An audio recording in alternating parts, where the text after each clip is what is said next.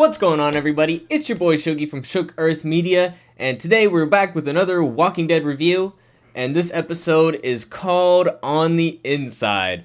Now, we're just going to start with broad brushstrokes of what this episode is. So it's basically broken up into three parts. We got the Reaper storyline, and Maggie and Gabriel and them hiding in the house, and then Daryl having to be on the inside of the Reapers.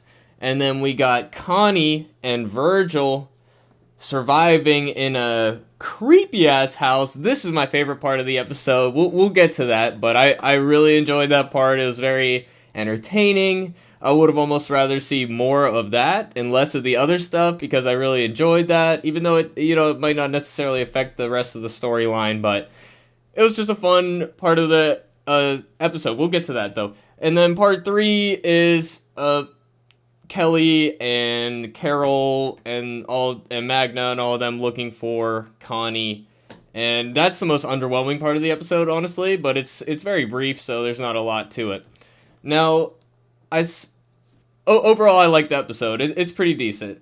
I will say, I'm a little confused why we didn't get explanation of where Connie's been and what she and Virgil have been doing.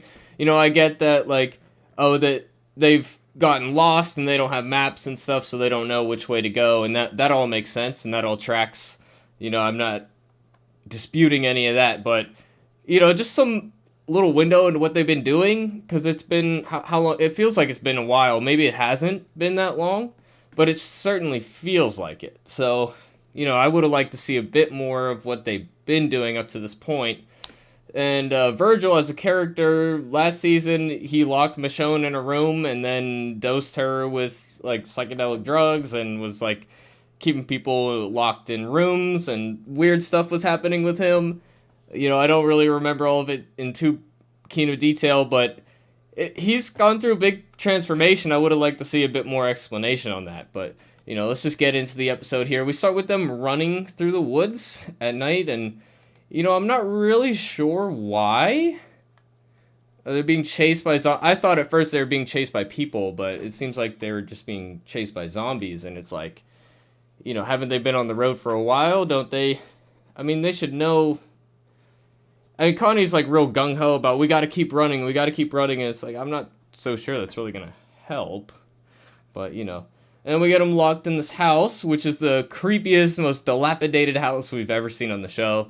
And that was fun to see. And she's really great at acting, and the fear and all that it's incredible. So she's good. I like the aspect that Connie hasn't slept in a while, and you're is she hallucinating? That whole, uncertainty was cool to see, because I really did think she was hallucinating,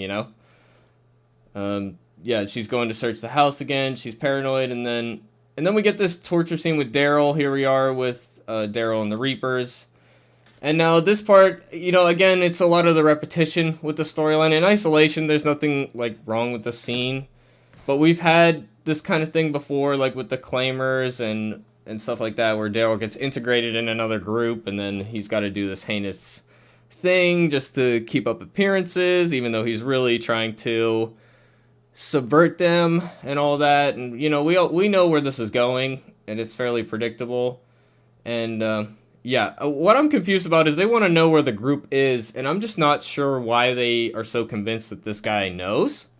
Because if they captured him, I mean, maybe they had a plan coming into this, and they had a specific hideout spot, but clearly I don't think that things have gone to their plan. So I don't know. I don't know why he knows that they're in that house. He tells what neighborhood they're in. I'm not really sure I understand how he knows that.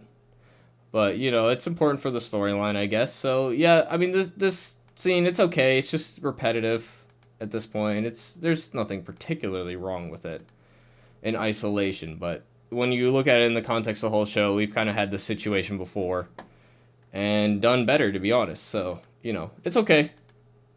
Nothing to write home about, though. But this fun little horror storyline, I really, really enjoy. She sees the eye. She sees an eye in the mirror. and we think she's hallucinating, right? I mean, I know I did.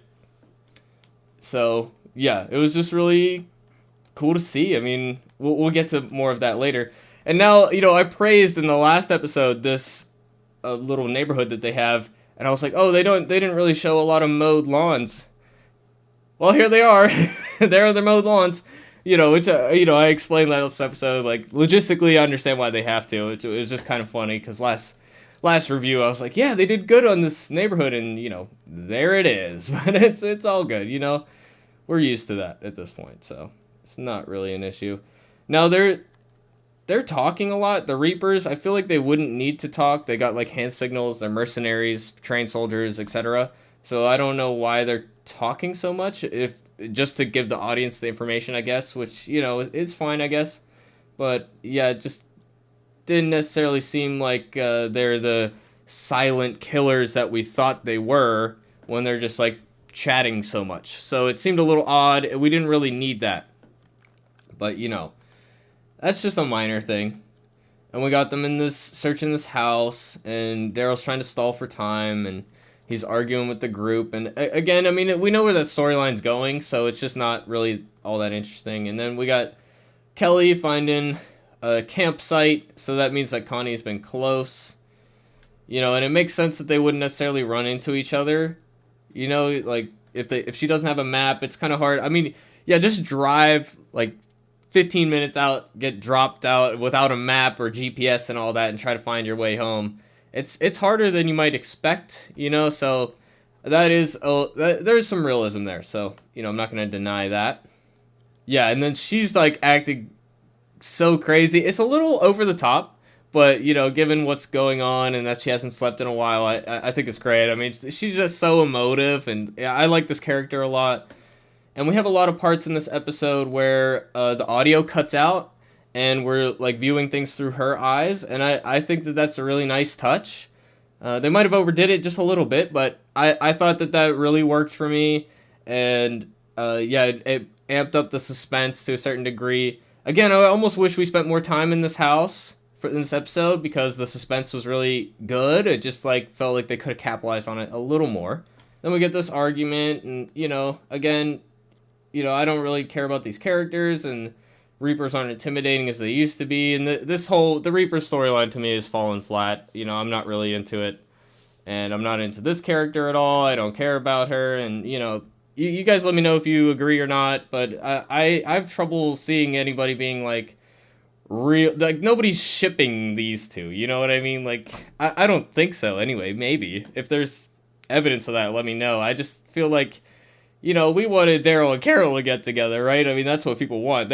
We don't care about this. And honestly, Daryl and Connie is a better match, and I just don't really care about this mercenary character. And we got them meet. It's a little coincident. We have a lot of coincidences in this episode, and it kind of drives me nuts a little bit. But they would be tracking her, so I guess it tracks. It's all good. So we get introduced to the real villains of this episode, and it's this creepy ass Smeagol looking motherfuckers, dude. Like, it's so creepy. I just love the way this looks, man. It's crazy. It really feels like a horror movie, like something we haven't seen on the show yet. So that's really great to see, man. Something different, something that stands out, really cool. I would like to learn more about this group, but I don't really think we're going to. I feel like, we could have gone a little deeper in this, but, they have this fake house, and, like, or not fake house, but they have a house that they can have fake walls and herd people inside of it. Now, I would have thought that if that was the goal, they would have had more to draw people there. Like, Terminus, with the cannibals there, these guys are cannibals, too. In Terminus, they had the tracks, and they had signs that told people to come there, so they had a constant flow of people coming in.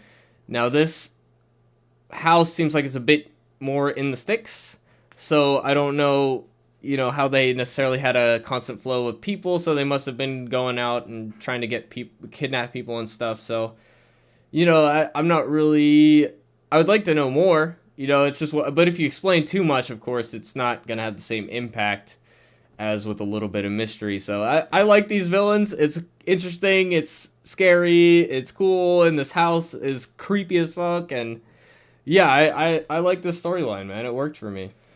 And then we get Connie climbing through the vents, and she discovers, how she saw the eye through the thing, and all that's cool. It's cool to see this. And then we have Virgil getting attacked by a guy, and she's trying to warn him. Well, first she's trying to get his attention so that he can help break her out of the wall, right? And then she's warning him. And here I'm thinking, like, does she have any ability to speak at all? I don't know for sure, but if she could enunciate anything, she could have said, like, behind you or something. Or I don't know if she's capable of that or not. But, yeah, it just felt like the time for it. But, Then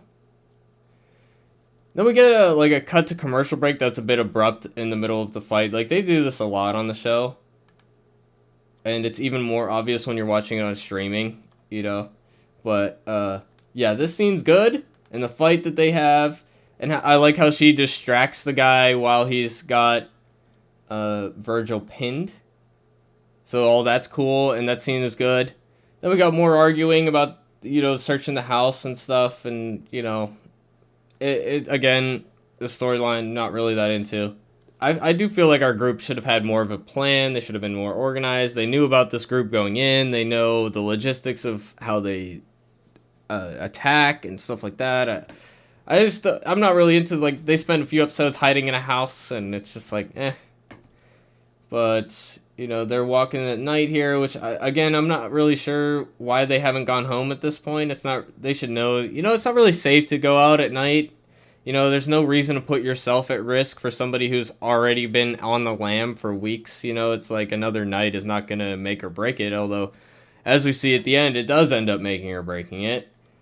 But there's no reason why they should necessarily think that. I mean, they shouldn't try to get themselves killed trying to save Connie. It's just like Connie wouldn't want that. And then we get this nice scene. This, in other episodes I would have said, like, this is kind of a stall thing. I'm glad we're not doing the monologues anymore. But we got this nice little emotional scene. And it gives us a little hint of what Virgil's mindset is and how, his interaction with Michonne gave him a new lease on life and all that. I would have preferred to see that or, like, have it expressed in a different way. But, having this little scene here before the big action at the end, all that makes sense. It's all good. He's pleading with her not to like, put herself in harm's way for his sake. And like, make sure that she gets out. So yeah, and then we get these great action scenes with the Gollum dudes. Gollum. Oh, Gollum. I just love the look, and they're so nasty, and this house is so gross, man. It's so good. And then this, oh my god. I love it. It's great. So yeah, I'm a big fan of this part. It felt like, Greg Nicotero stretching his legs, getting that creep show aspect into this, and it's really fun. So I'm all for it. And then Connie uses the guts trick and opens the door. Now that felt a little obvious. I don't know. I felt like there should have been some better resolution, I think. But, it works. So I'm not, it's not too bad. It's not bad or anything. I just feel like it could have had that little extra punch at the end. And then we get this Deus Ex Machina where they just happen to, like, come up and save him at the exact moment. And it's just like, I don't know, kind of lame, honestly, that they would just come in and save him at the last second. We had it set up because they've been searching for him this whole time, but, like, we didn't even really get an inkling that they're on her trail at this point, other than finding the notebook. Maybe some dialogue where they're like, oh, okay, we have her tracks here or something, and, like, how do they know it's her tracks, though, and not somebody else? How do they know it's her and not a zombie? So, again, that was, like, maybe she should have been, like, leaving marks or something, or, I don't know. But yeah, we got a nice little reunion here, and it's touching, I guess. But I feel like, I mean, she just starts crying, and like, yeah, they would be crying like with tears of joy and stuff. But shouldn't they be like running up and like hugging and stuff? I don't know. I guess she feels guilty about something. I don't really know why. I mean, Carol's the one that should be feeling guilty, right? So I don't know. And then we got this like resolution to the storyline where they almost find the our group there, but they sneak out at the last second, and I'm like, shouldn't they like they should be able to follow the tracks now because they see him out leaving out back, right? There's only two entrances into that basement area, so yeah, I don't know. And then like after they open the basement and there's nobody in there, Daryl's like, "See, I told you," and he's like, "Told you what, dude? Like you were saying that they didn't miss anything, and they did miss something." So I don't know. They And then we get them pulling back up to the Reapers camp, and of course Pope had killed the guy that was being interrogated, and he's a walker now. And then I mean Daryl looks like he's somewhat surprised, I guess, but I feel like he shouldn't be. But I mean, all this is very predictable, and Pope is just at this point generic to me, especially now that we know everything about them. So, again, Reaper storyline, I give it a thumbs down, to be honest. Connie storyline, thumbs up. Searching for Connie storyline is, it's, it doesn't need to be amazing or anything, but, So, yeah. So, overall, I like this episode. Pretty good. I did think I prefer last week's and the Commonwealth stuff, and, every episode we don't see that stuff, I'm like, I want to see the Commonwealth more. Especially more than this Reaper stuff. But yeah, I mean, overall, it's a pretty good episode. Not terrible by any means. So that's what I think about this episode, guys. Let me know if you agree in the comments down below. If you have any thoughts, I would love to read them, and I will respond to all the comments. So yeah, let me know what you guys think, and I will see you guys next week with the Walking Dead review. We're doing daily videos right now, so if you feel like talking about pop culture stuff, movies, and etc., all this good stuff, comic books, etc., definitely give me a subscribe and thumbs up the video. Check out shookearth.com for info about my comic book, which we'll be revealing information about soon. But yeah, that's everything I have for today. Let me know what you guys think, and I will see you guys on the next one. Peace out.